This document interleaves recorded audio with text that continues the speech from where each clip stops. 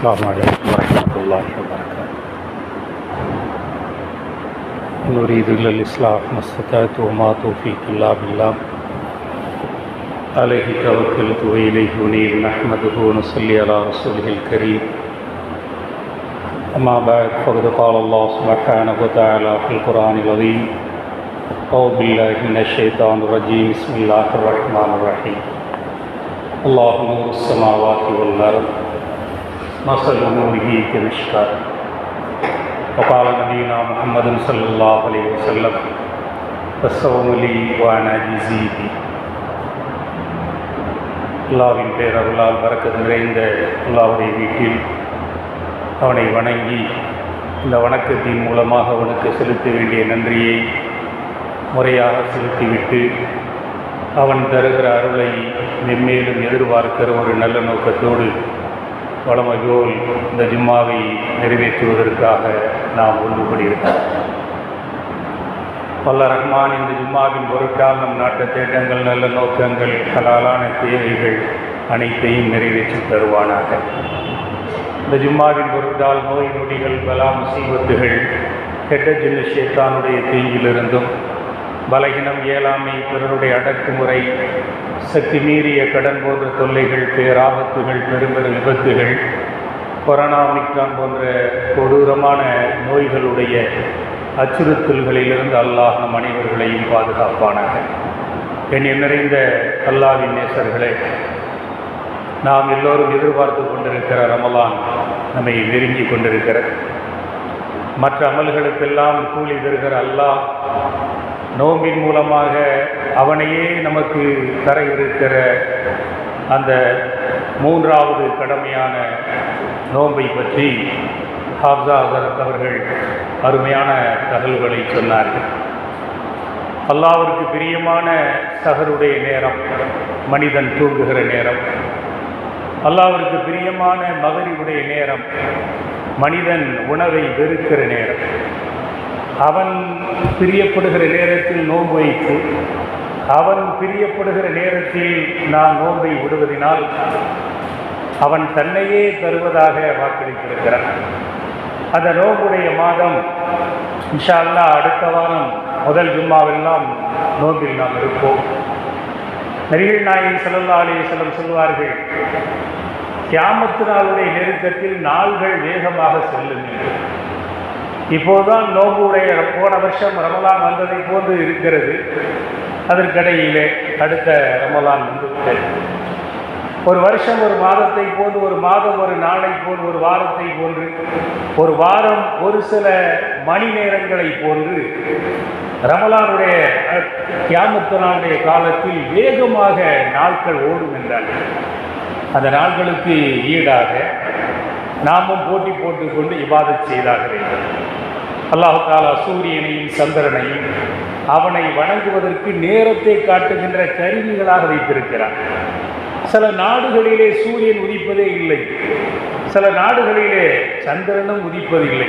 உதிப்பதில்லை என்றால் உதிக்கத்தான் செய்யும், ஆனால் அந்த நாட்டுக்கு தெரியாது. அந்த மாதிரி ஊர்களில் எப்படி தொழுகிறார்கள்? அல்லாஹ் குர்ஆன் ஷரீஃபிலே சொல்லுகிறார், நபிகள் நாயகம் ஸல்லல்லாஹு அலைஹி விளக்குகிறார்கள். பக்கத்து நாட்டிலே எப்படி தொழுகிறார்களோ அதை பார்த்து கொஞ்சம் நேரத்தை அனுசரித்து தொழுது கொள்ளுங்கள். இப்போ சென்னைக்கும் நாகர்கோயிலுக்கும் இடையிலே தொழுகையிலே ஒரு 10 நிமிஷம் பாங்குடைய நேரத்திற்கு வித்தியாசம் இருக்கிறது. இப்படி நமக்கு தேவையான எல்லா விஷயங்களையும் காலத்திற்கு ஈடு கொடுத்து, சூரியனும் சந்திரனும் நமக்கு காலத்தை காட்டுகிற கருவியாக இருந்தாலும், இந்த ரெண்டும் தெரியாத ஊர்களில் எப்படி நடந்து கொள்ள வேண்டும் என்பது உள்பட எல்லா விஷயங்களும் இந்த உம்மத்திற்கு பெருமானார் ஸல்லல்லாஹு அலைஹி வஸல்லம் அவர்களால் காட்டி தரப்பட்டிருக்கிறது. குர்ஆனுடைய முதல் விரிவுரையே பெருமானார் ஸல்லல்லாஹு அலைஹி வஸல்லம் தான்.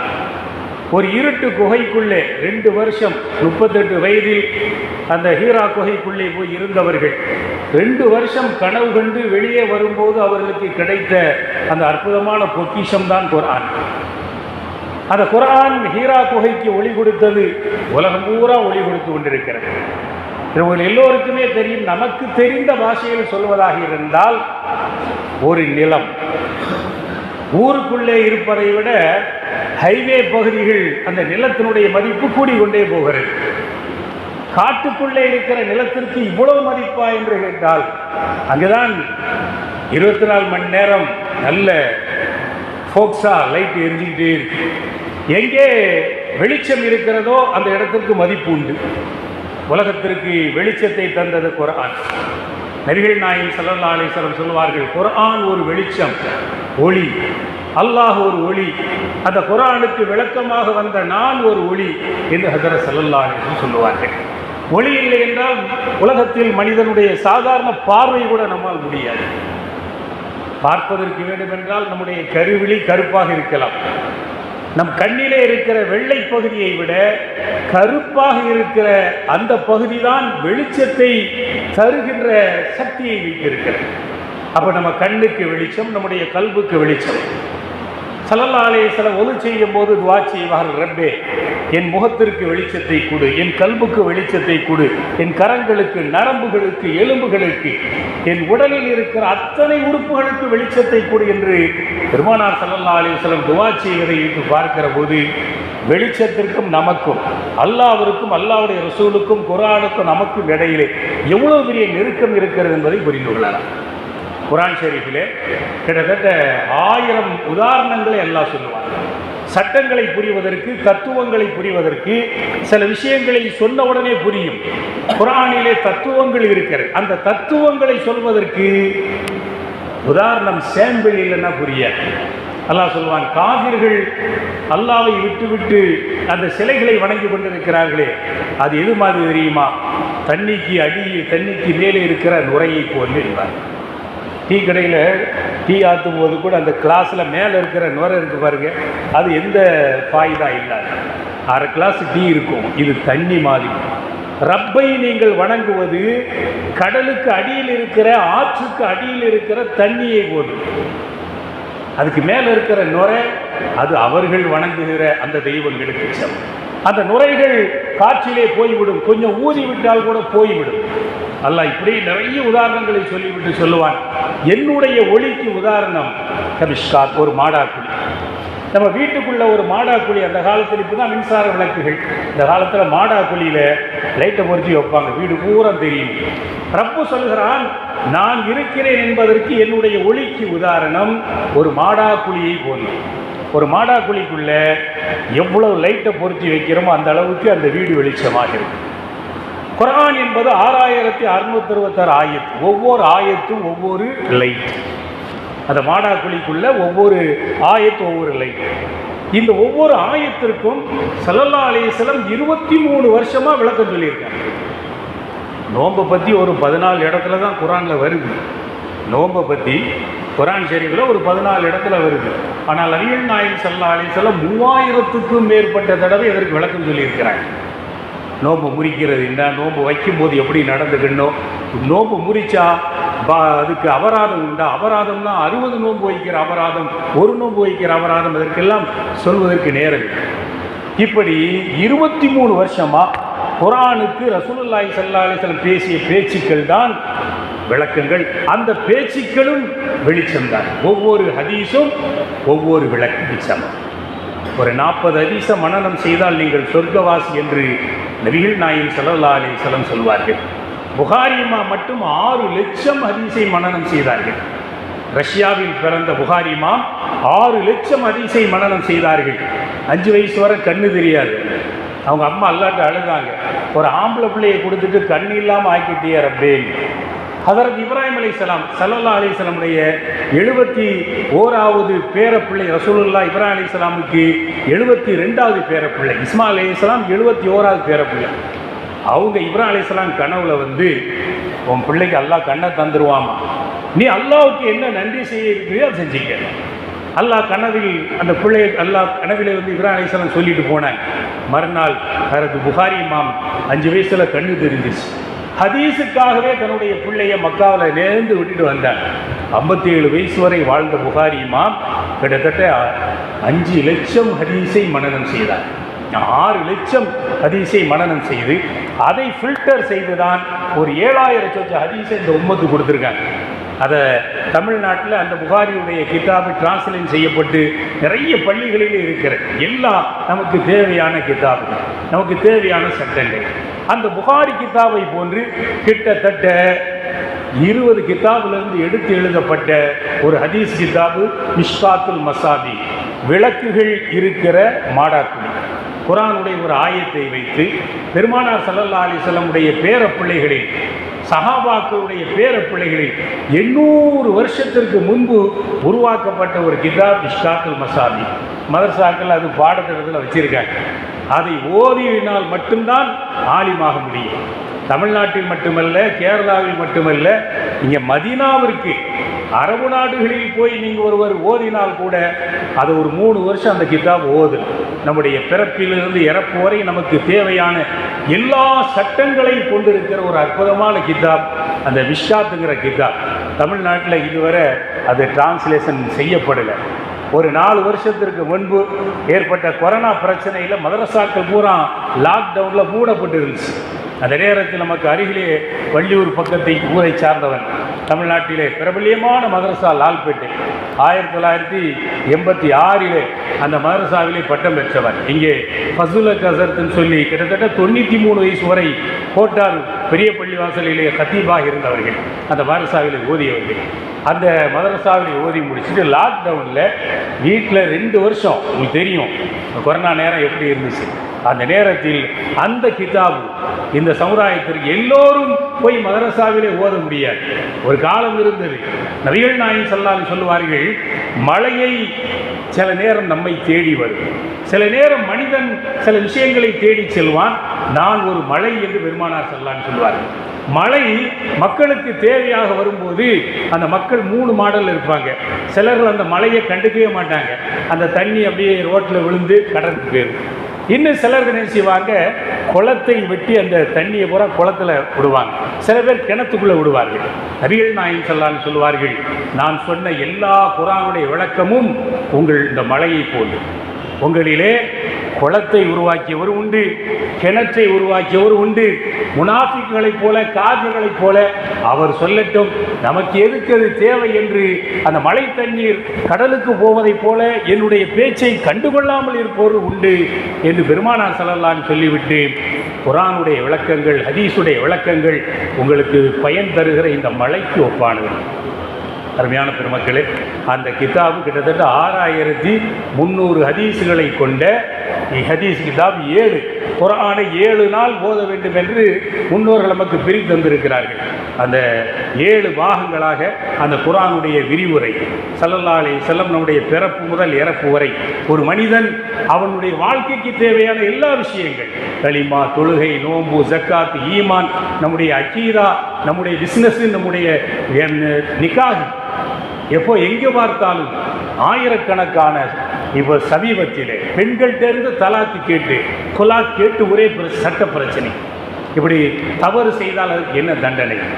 சமீபத்திலே மதுரையில் இருந்து ஒரு இஸ்லாமிய சகோதரர் ஒரு 10 செட்டு எங்களுக்கு அந்த கிதாப் வேணும் அதற்குன்னு சொல்லி நல்ல தாடி வச்சுட்டு ஜீனத்தா ஃபேஸ்புக்கில் பார்த்தேன், எனக்கு அனுப்பிவிடுங்கன்னு. அப்போ அந்த அட்ரஸு முகவரி கேட்கும்போது கோர்ட்டுடைய அட்ரஸை சொல்லியிருந்தார். அப்போ நான் ஃபோன் பண்ணி கேட்டேன் அவர்கிட்ட, கோர்ட்லேருந்து கேட்ட மாதிரி தெரியுது, என்ன விஷயம் அப்படின்னு. கோர்ட்டு கேட்கலதுக்கு நான் அட்ரஸ் கொடுத்துருக்கேன், நான் ஒரு முஸ்லீமும், அதில் என்னென்ன குற்றத்திற்கு என்னென்ன தண்டனைகள் ஸல்லல்லாஹு அலைஹி எப்படி தீர்ப்பு சொன்னாங்கங்கிறத பார்த்தேன். இன்றைக்கி நிறைய நீதிபதிகளுக்கு தேவைப்படுது. சாதாரண கோர்ட்டிலேருந்து பெரும் கோர்ட்டில் உள்ள சகோதர சமுதாயத்தவர்களில் உள்ள நீதிபதிகளுக்கு தேவைப்படுது. அதனால் கேட்டேன், நான் இங்கே தரதை பூரா அவங்கள்ட்ட கொடுப்பேன், ஸல்லல்லாஹு அலைஹி வஸல்லம் எப்படி எப்படிலாம் தீர்ப்பு சொன்னாங்க. இந்த மாதிரி நமக்கு தேவையான சட்டங்கள் பூரா தமிழ் மொழியிலே அல்லாஹ்வுடைய அருளால் உங்களுடைய துஆவிலே இதுவரை யாரும் தமிழில் டிரான்ஸ்லேஷன் பண்ணல.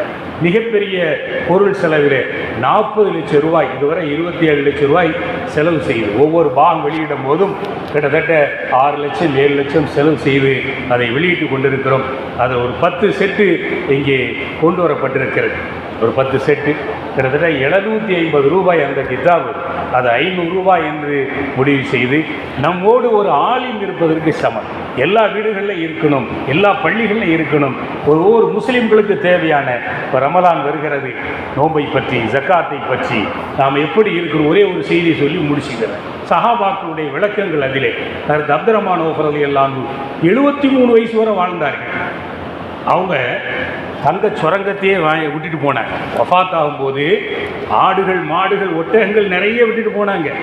சொத்து சுகங்கள் நிறைய விட்டுட்டு போய் எல்லா பிஸ்னஸும் பண்ணாங்க. ஹலாலான பிஸ்னஸ் என்னென்ன உண்டோ, துணி வியாபாரத்துலேருந்து நெய் வியாபாரத்துலேருந்து ரியல் எஸ்டேட்லேருந்து எல்லா வியாபாரம் பண்ணாங்க. நீண்ட வரலாறு இப்போ பேசுவதற்குரிய நேரம் இல்லை. இப்போ அதுக்கு தோது அவங்கள்ட்ட கேட்குறாங்க, இவ்வளவு செல்வம், ஒரு தங்க சுரங்கத்தையே வாங்குகிற அளவுக்கு உங்களுக்கு சொத்து எப்படி வந்துச்சு, நீங்கள் உங்களுடைய வியாபாரத்தில் எப்படி முன்னேறினீங்கன்னு கேட்கும்போது அவங்க சுருக்கமாக சொன்னாங்க, குறைந்த லாபம் மோசடி இல்லாத வியாபாரம், குறைந்த லாபம் மோசடி இல்லாத வியாபாரம். அடுத்து மாதந்தோறும் ஜக்காத்தை கணக்கு பண்ணி கொடுப்பேன். அல்லாஹ் சொன்னது வருஷம் ஜக்காத்து கொடுக்க சொல்லி, நான் வருஷம்லாம் கொடுக்கல. இதே போல் ஒரு ஜும்மாவிலே அவர்கள் வாரந்தோறும் நினச்சி கேட்பாங்க, அடிமைகள் யாராவது இருக்கீங்களா, யார்கிட்டயாவது அடிமையாக இருந்தால் சொல்லுங்க. ஒரு ஜும்மாவிலே 30 பேர் கை தூக்கியிருக்காங்க, நாங்கள்லாம் அடிமைகள், உங்களுக்கு எவ்வளோ ரேட்டுன்னு உங்கள் எஜமான்ட்ட கேட்டுவாங்க, காசு தந்துருந்தேன், நீங்கள் உரிமை ஆயிருங்க. இப்படி கிட்டத்தட்ட 30,000 அடிமைகளை அல்லாஹ் குர்ஆன் ஷரீஃபில் சொல்கிறான், அடிமைகளுக்கு வாழ்க்கை கொடுங்க அப்படின்னு. 30,000 அடிமைகளை உரிமை விட்ட ஹஜ்ரத் அப்துர்ரஹ்மான் அவுஃப் ரலியல்லாஹு அன்ஹு அவங்ககிட்ட கேட்குறாங்க, நீங்கள் இந்த அளவுக்கு முன்னேறினதுக்கு என்ன காரணம்? கையில் தான் காசு இருக்கணும், மனசில் இருந்து நான் நினைக்க மாட்டேன். மனிதனுக்கு தேவை பணம், அது கையில் இருக்க வேண்டும் என்கிற சிந்தனை இருக்க வேண்டுமே தவிர மனதிலே இருக்க வேண்டும் என்ற சிந்தனை இருக்கிறதே, அது அல்லாஹ்வை விட்டு தள்ளி போயிடும். அதனால் நான் அதை செய்தேன்னு சொல்லி வரலாறு பதிவு செய்கிறது. அவர் வஃபாத் ஆனதுக்கு பிறகு அவங்க குடும்பத்தில் உள்ளவங்கள்லாம் அந்த தங்கச் சுரங்கத்தில் கோடாரி எடுத்துகிட்டு போய் வெட்டி தங்கத்தை எடுத்தாங்களாம். வரலாறுல எழுதுகிறாங்க, அவங்க கைபூரா இரத்த காயமாகிற அளவிற்கு ஒரு தங்கச் சுரங்கத்தை விட்டுட்டு போனாங்க. ஹஜ்ரத் அப்துர்ரஹ்மான் அவுஃப் அவங்க கல்யாணத்தில் நபிகள் நாயகம் ஸல்லல்லாஹு அலைஹி வஸல்லம் அல்லாஹ் உனக்கு பரக்கத் செய்யட்டும்னு சொல்லி கல்யாணம் முடிச்ச செய்தியை கேட்டு துவா செய்தாங்க.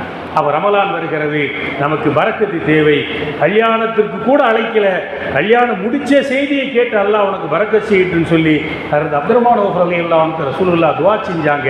அந்த துவா எல்லாருக்கும் கிடைக்கணும். அப்படி கிடைக்கணும் ஹஜ்ரத் அப்துர்ரஹ்மான் அவுஃப் ரலியல்லாஹு அன்ஹு உடைய வாழ்க்கை ரமலானில் அழுவாங்க. ஏன்னா சஹாபாக்கள் நோன்போக்கி கூட வழி இல்லாமல் இருந்தாங்க.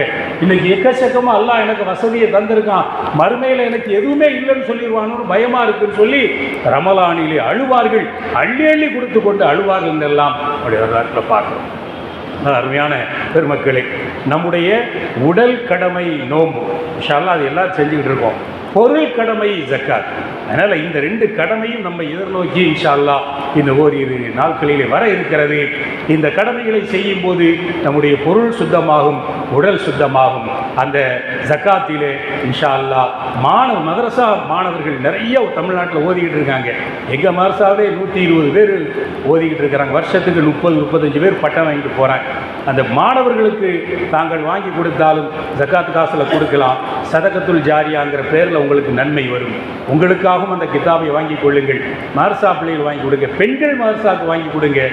பள்ளிவாசலுக்கு வாங்கி கொடுத்தா அதில் ஜக்காத்தில் வராது, வாங்கி கொடுத்தா அவங்க படிப்பவர்களுடைய எல்லா நன்மையும் உங்களுக்கு வந்து சேரும் என்ற ஒரு சுப செய்தியை சொல்லி இந்த ஒரு நல்ல வாய்ப்பை இருந்த நிர்வாகத்தின் ஜமாத்துக்கு நன்றி கூறி செய்கிறேன். வாக்குறுதவான அல்ஹம்துலில்லாஹி ரப்பில் ஆலமீன். அஸ்ஸலாமு அலைக்கும் வரஹ்மத்துல்லாஹி வபரகாத்துஹு.